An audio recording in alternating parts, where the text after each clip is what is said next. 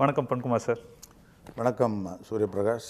இந்த பாட்டாளி மக்கள் கட்சி தொடங்கிய காலத்தில் கடற்கரையில் தொடக்க விழா நடைபெற்றது. உங்களுக்கு அதுக்கு நினைவு இருக்குமான்னு தெரியாது. அதில் அந்த கூட்டத்தில் வன்னியர் சங்கம் இல்லாத அல்லது பாட்டாளி மக்கள் இல்லாத ஒரு ஆள் என்றால் நான் தான். என்னை அழைத்தாங்க.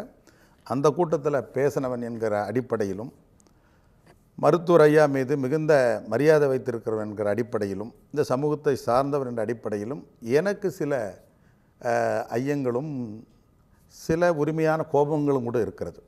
உங்களுடைய பாட்டாளி மக்கள் கட்சி உறுப்பினர் அட்டையிலேயே தந்தை பெரியாருடைய புகைப்படம், காரல் மார்க்ஸு, அம்பேத்கர் போன்ற சமூக நீதி தலைவருடைய புகைப்படத்தை வைத்திருக்கக்கூடிய ஒரு சிறந்த நோக்கத்திற்கான அந்த கட்சியாக இருக்கிற பாட்டாளி மக்கள் கட்சி பாரதிய ஜனதா கட்சியோட போய் கூட்டணி வைப்பதில் எந்த வகையில் நியாயம் என்று கருதுகிறீர்கள்? இன்னைக்கு இந்த கூட்டணியை பற்றி அதிர்ச்சி அடைஞ்சு ஆச்சரியப்படுறதுக்கு எதுவுமே கிடையாது. ஏன்னா 2014 நாங்கள் பாஜக கூட தான் கூட்டணியில் இருக்கோம். NDA 1 2014 இருந்தோம், 2019 இருந்தோம், 2024 இருக்கும். அதனால் இன்னைக்கு நேத்திக்கும் இன்னைக்கு என்ன வித்தியாசம், என்ன நடந்துச்சு அப்படிங்கிறதுக்கு இதில் கேள்விக்கு வேலையே கிடையாது. ரெண்டாவது, இதன் மூலமாக பொதுமக்களுக்கு, பார்க்கக்கூடிய தமிழ் மக்களுக்கும் சரி, பிற எல்லா மக்களுக்கும் சேர்த்து என்னென்னா, பாமக எந்த இடத்தில் இருந்தாலும், எந்த கூட்டணியில் இருந்தாலும், அது காங்கிரஸோ பாஜகவோ எந்த இடமா இருந்தாலும் மக்களுக்கான குரலாக ஒழித்து போராடி, தன் சுயத்தை அடமானம் வைத்து போராடி கூட, தன்னோட இருப்பை அடமானம் வைத்து ரிஸ்க் எடுத்து கூட நாங்கள் ஒரு விஷயத்தை செஞ்சு கொடுப்போம் அப்படிங்கிறது மக்களுக்கு தெரியும். அதனால் நாங்கள் எந்த இடத்துல இருந்தாலும் தமிழ் மக்களுக்கு தேவையான விஷயங்களை தொடர்ந்து வாங்கி கொடுத்துட்டு தான் இருப்போம். ஒரு சமூக நீதிக்காக போராடக்கூடிய கட்சி அதற்கு நேர் எதிரான கட்சியோட கூட்டணி வைக்க வேண்டிய அவசியம் என்ன? உங்களுக்கு இன்னொரு ஆப்ஷன் இருக்கு. அதிமுக ஏற்கனவே உங்க கோரிக்கை ஏற்று 10.5 விழுக்காடு கொடுத்த கட்சி அது. அதுக்கான ஆப்ஷன் இருக்க. நேத்து வரையில் அங்க பேசிட்டு இன்னைக்கு திடீர்னு இங்க போய் கையெழுத்து போட இது பொதுவாக என்ன பண்ணுவாங்கன்னா, ஒரு பக்கம் கூட்டணி வந்துட்டா இன்னொரு கட்சி கூட பேசவே இல்லைங்கிற மாதிரி மறுப்பாங்க. நாங்கள் அப்படி மறுக்கலாம், உண்மையை சொல்கிறோம். அதிமுகவும் பேசணும், அதிமுக கூடவும் நாங்கள் பேசணும். எங்களோட நோக்கம் என்னவாக இருந்ததுன்னா, இந்த தேர்தல் ஆரம்பிக்கிறதுக்கு முன்னாடியே ஒரு 2 மாதங்களுக்கு முன்னாடியே நடந்த பொதுக்குழுவில் அன்புமணி அண்ணன் அவர்கள் தெளிவாக சொன்னாங்க, 2026 பாட்டாளி மக்கள் கட்சி ஆட்சி அதிகாரத்தில் அமர்வதற்கான நோக்கத்தை மனதில் வைத்து 2024க்கான கூட்டணியை நாங்கள் அமைப்போம் அப்படின்னு சொன்னாங்க. அதுக்கு என்ன அர்த்தம்னா, திமுக அதிமுக என்ற இரு கட்சிகள் 60 ஆண்டுகள் கிட்டத்தட்ட தமிழ்நாட்டை ஆண்டது போதும், அவர்களால் இங்கு போதுமான தீங்கு விளைந்து விட்டது. இதுக்கு ஒரு முடிவு கட்டி, குறிப்பாக திமுகவுக்கு ஒரு முடிவு வைக்கணும் அப்படிங்கிற நிலையில இந்த தீங்கு பாஜக வந்தா அதை சரிப்படுத்த நினைக்கிறீங்க இல்லைங்க? இப்ப நம்ம திமுகவை வீழ்த்துவதற்கு, திமுகவை வீழ்த்துவதற்கு திமுகவுக்கு இருக்கக்கூடிய ஊடக பலம், பணபலம், உங்களுக்கு ஆப்ஷன் அதிமுக தான். அதிமுக அந்த விஷயத்துல கோஆபரேட் பண்ணலங்கிறது பிரச்சனை. நான் கேக்குறேன், பிஜேபிக்கு வட மாநிலத்துல என்ன இருக்கு? அதிமுக இந்த விஷயத்துல நீங்க பேசிட்டு இருக்காங்கல்ல, இதுல இப்ப அம்மையார் ஜெயலலிதா இருக்கும்போது இதே அதிமுக இருந்திருந்தால் பாஜக, பாமக, அதிமுக சேர்ந்த கூட்டணியாக அமைந்திருக்கும். அம்மையார் ஜெயலலிதா அவர்களுக்கு திமுகவை எதிர்ப்பதுங்கிறத ஒரு முக்கியமான ஒரு அஜெண்டாவே அவங்க வச்சிருந்தாங்க. ஆனால் எடப்பாடியார் அவர்களுக்கு ஏதோ ஒரு காரணத்தினால அந்த கட்சியை தன்னோட கட்டுக்குள்ள வைத்திருக்கணும், தான் ஒரு தலைமையின் கீழே நடத்தி காட்டணும் அப்படிங்கிறதுக்காக ஒரு முடிவு எடுக்கணுங்கிற மாதிரி. அதிமுக திமுகவுக்கு தேசிய அளவில் ஒரு அணியோடு இருக்கணும். உங்களுக்கு அதிமுக என்கிற ஒரு ஆப்ஷன் இருக்கு. அவங்க ஏற்கனவே 10.5 உங்களுக்கு கொடுத்துருக்காங்க. அது வட மாநிலங்கள்ல அவங்களுக்கு பலம் இருக்கு, தென் மாநிலங்கள்ல அவங்களுக்கு பலம் இருக்கு. ஒரு பலமான கட்சியோட சேர்ந்தா வெற்றி வாய்ப்பு இருக்கும், அல்லது கூடுதலாக ஓட்டு பெற முடியும். வட மாநிலங்களில் பிஜேபிக்கு ஒன்றும் இல்லை, தென் மாநிலங்களில் உங்களுக்கு சொல்லக்கூடிய அளவிற்கு வாய்ப்புகள் இல்லை.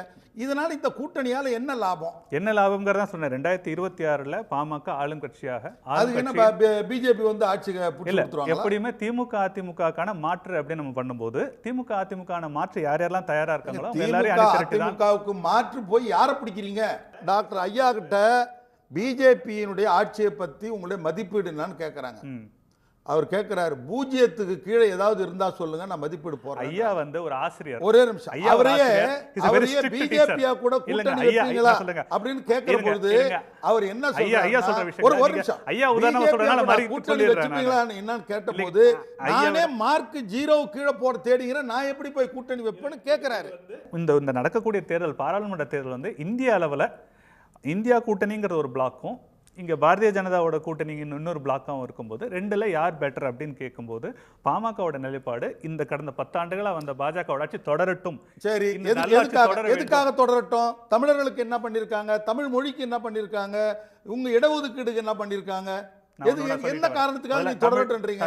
காவிரி பிரச்சனை என்ன பண்ணிருக்காங்க, நீட் பிரச்சனையில என்ன பண்ணிருக்காங்க, அப்புறம் நிதி ஒதுக்கத்துல என்ன பண்ணிருக்காங்க? மழை பெஞ்சு வட மாநிலமும் தென் மாநிலமும் மிதந்தது.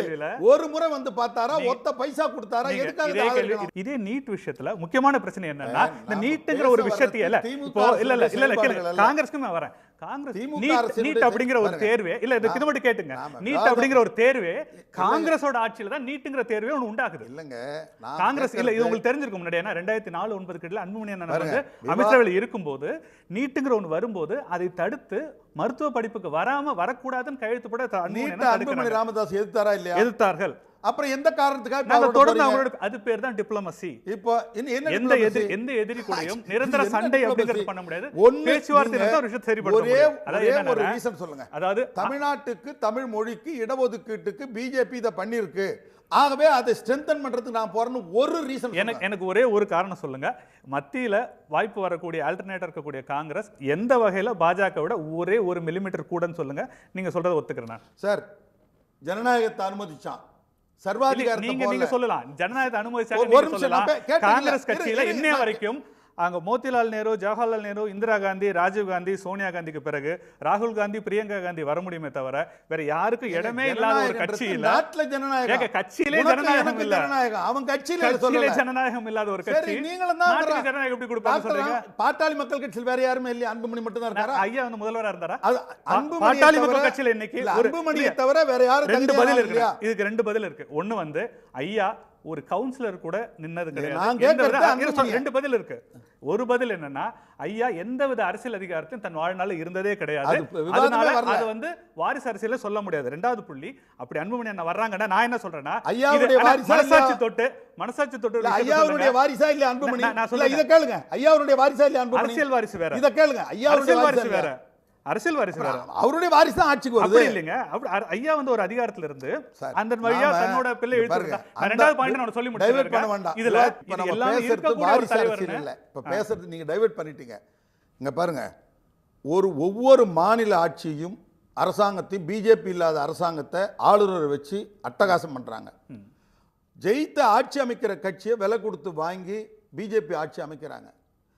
எந்த சட்டப்பேரவையில் நிறைவேற்றக்கூடிய அந்த மக்களுக்கான 234 சட்டப்பேரவை உறுப்பினர்கள் ஒருமித்த கருத்தெடுத்து ஒரு சட்டத்தை இயற்றினா அதுக்கு ஒப்புதல் கொடுக்கறதில்ல. ஆக இப்படிப்பட்ட சர்வாதிகார ஆட்சி இன்றைக்கு இந்தியாவில் நடந்துகிட்டு இருக்கு. நீங்க எழுதி வச்சுக்கங்க, இந்த முறை பிஜேபி வந்தால் அடுத்து இந்த நாட்டில் தேர்தல் நடக்காது, ஜனநாயகம் இருக்காது, சர்வாதிகார தலை தூக்கும். எந்த காரணத்துக்காக நீங்க அவரை போய் ஆதரிக்கணும் சொல்லுங்க, யோசிச்சு சொல்லுங்க. இதெல்லாம் நடக்காம தடுக்கிறதுக்கு ஒரு வாய்ப்பு இருக்குன்னா நீங்க பாமக அது உள்ளார ஒரு அங்கமாக இருந்தால் தடுக்க முடியும். அண்மையில நெய்வேலி போராட்டம் என்ன பேசினார் அன்புமணி? அண்ணாமலை வந்து இங்க இருக்கிற மக்களுக்கு வேலை வாய்ப்பு கிடைக்கின்றாரு, எத்தனை பேருக்கு வேலை கொடுக்குற, பெருக்கிற வேலையை நாங்க ஆள் பார்த்திருப்போம், வடநாட்டுல இருந்து ஆள் எடுத்து விற்பியா, நிலம மண்ணும் கொடுப்பியா? அண்ணாமலை ஒரு ஆம்பளையா இருந்தா போய் அங்க இருந்து நிலக்கரி வெளிநாட்டுல இருந்து இறக்கட்டியா கேட்டாரா இல்லையா? ஆனா அண்ணன் என்ன மாறிச்சு இப்ப அண்ணாமலையோட கூட்டு வைக்க? அண்ணன் கேட்ட பிறகு இதுவரைக்கும் 40 ஆண்டுகள் கழித்து முதல் முறையாக அந்த இருக்கக்கூடிய கிட்டத்தட்ட 7 கிராம மக்களுக்கு பட்டா வழங்கப்பட்டது. 40 ஆண்டுகளுக்கு கழிச்சு. அதுபோல 600 பேருக்கு நிரந்தர வேலை வாய்ப்பும் கொடுக்கப்பட்டுச்சு. இப்ப என்னன்னா நீங்க யோசிச்சு பாருங்க, 40 ஆண்டுகளா கொடுத்தது பேப்பர்ல தான். உங்க தலைவர் தான் சொன்னார், உறவினர்களா வேலை போயிருக்காங்க, பெருக்கிறவனோ எங்கால எடுப்படி வேலையை தான் பார்ப்பாங்க. எல்லாம் பெரிய வேலை வடநாட்டுல இருந்து கொண்டு வரணும். நீங்க மண்ணை கெடுக்க கூடாது, அடுத்த எக்ஸ்டென்ஷன் பண்ணக்கூடாது. அண்ணாமலை பேசுறது அநியாயம்னு சொன்னவர் தான். எப்போ திரும்ப ஒரு விஷயம் சொல்றேன், இது உங்களுக்கு வந்து வேடிக்கையா இருக்கலாம், கேள்வியா கூட இருக்கலாம்.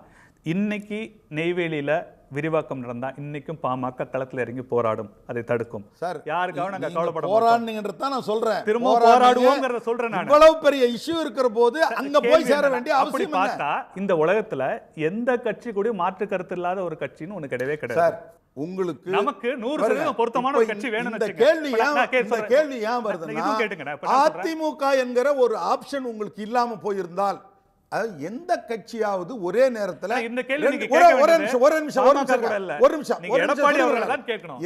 கட்சியாவது ஒரே நேரத்தில் 2 கட்சியோட பேச்சுவார்த்தை நடத்த பாத்துக்கிறியா? எல்லா கட்சியும் பண்ணிருக்காங்க. எந்த கட்சி? எல்லா கட்சியும் செய்திருக்கிறார்கள். 2 பேரையுமே ஒரே அணியில இருக்க வைக்கணும்ங்கறத பாமகவோட முயற்சி.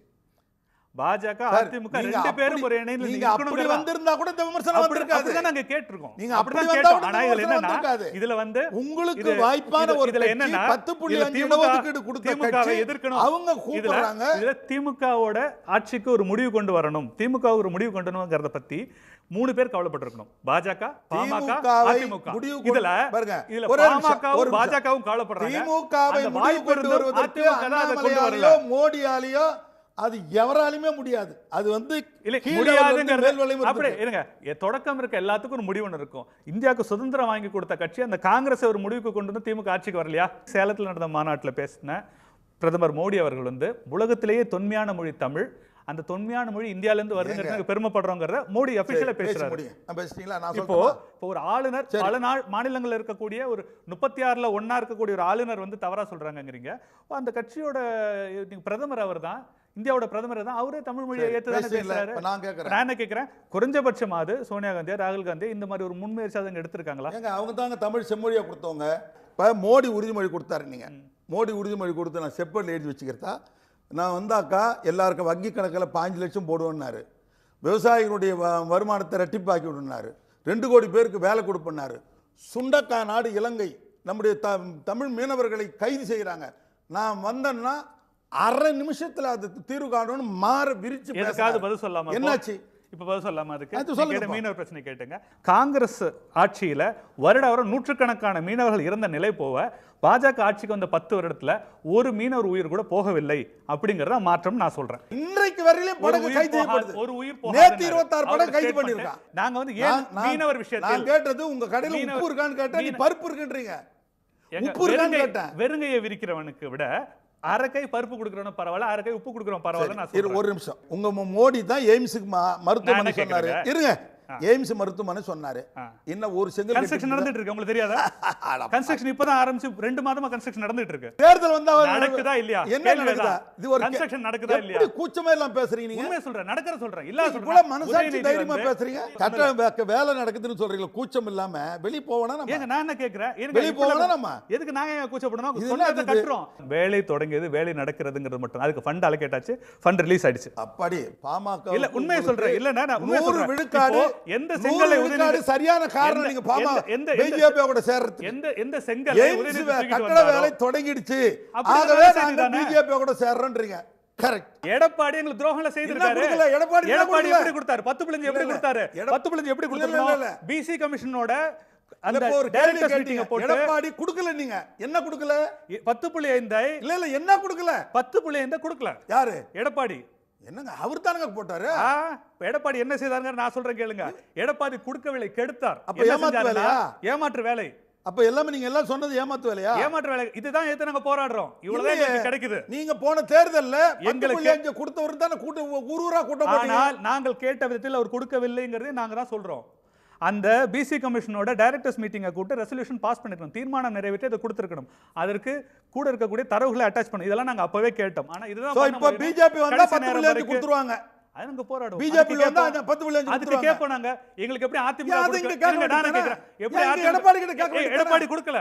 அட அது குரலும் கொடுக்கல. யாரு? அது என்னங்க, அம்மா மருந்தகத்தை எடுத்துட்டாங்க, அம்மா குடிநீர் எடுத்துட்டாங்க, விதவை பென்ஷன் எடுத்துட்டாங்க, தலைக்குப்புற நின்று போராட வானத்துக்கு பூமிக்கு போராடுற அதிமுக 10.5% எடுத்தாங்க. எப்படி நாங்க கொடுத்த திட்டத்தை நீங்க எடுத்தா நாங்க கேள்வி கேட்கல. நாங்க இப்ப மோடி கொடுப்பாரா? சொல்ல விடுங்க, பதில் சொல்ல மோடி கொடுப்பாரா? சொல்ல விடுங்க. என்ன ஒரே புரிஞ்சு போச்சு. மோடி கொடுப்பாரா? நாங்க செஞ்சு காட்டணும்னா செய்து காட்டனவா? இதே அரங்க சொல்றேன் பாராட்டு கூட்டம் எப்படி நாங்க வந்து காங்கிரஸை வச்சு காங்கிரஸ் பிரஷர் பண்ணி ஓபிசி இட ஒதுக்கீடு வாங்கணும். அங்க நீங்க போய் இதே பிஜேபி பிரஷர் பண்ணி நாங்க வந்து இட ஒதுக்கீடு வாங்குவாங்க. திமுகவுக்கு எதிராக காங்கிரஸ்க்கு எதிராக வலுவான கூட்டணி அமைக்காத எல்லோரும் இது பேர் வலுவான கூட்டணியா? இருங்க, இது பேர் வலுவான கூட்டணியா? சொல்லுங்க. இது பேர் வலுவான கூட்டணியா? எடப்பாடி பதில் சொல்லலாம். உங்க அகராஜில இது வலுவான கூட்டணி. ஜெயிச்சு காட்டுறோம். காட்டுங்க. உடனுக்குடன் செய்திகளை தெரிந்து கொள்ள சன் நியூஸ் பெல் ஐகானை கிளிக் பண்ணுங்க.